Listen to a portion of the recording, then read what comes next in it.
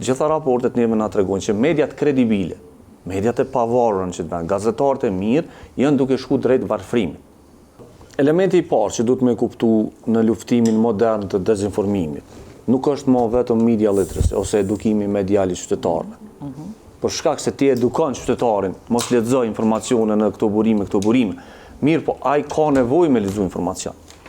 Dhe në momentin kur ka mungesë të informacionit, ai ka me lexu dhe informacionin jo të plot. Pse po e them ka mungesë? Mediat në Kosovë, të cilat janë të shku drejt varfërimit, për shkak se në publik ka një perceptim që mediat në Kosovë janë shumë të financuar, ka shumë parë etj. Jo. Gjitha raportet neve na tregojnë që mediat kredibile, mediat e pavarura që të vend, gazetarët e mirë janë duke shku drejt varfrimit. Dhe kjo i ka disa faktorë.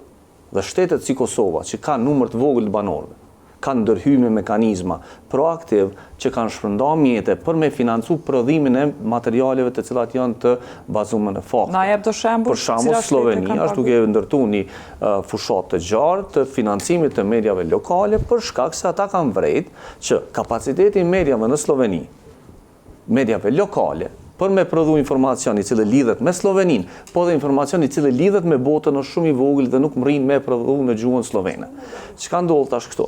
Mediat në Kosovë, ne po e krijojmë një pasqyrë që kanë bo studio të mira, elemente të tjera. Mirë po numri i gazetarëve në terren ka ra. Kur unë në 2007 në komunis punë, në PEI kanë qenë minimalisht 20 korespondent. Sot nuk e dia ekziston një gazetar në PEI i cili punon për mediat qendrore. Se cila gazete ka pas 1-2 korespondent. Numri i gazetarëve në terren ka ra. Numri i gazetarëve të mediave të Kosovës në rajon ka ra. Për shembull, ne nuk kemi korespondent, mediat kryesore të Kosovës korespondent në Beograd. Dhe raportojnë çdo ditë minimalisht 10 lajme për Beogradin. Çka po ndodh atje.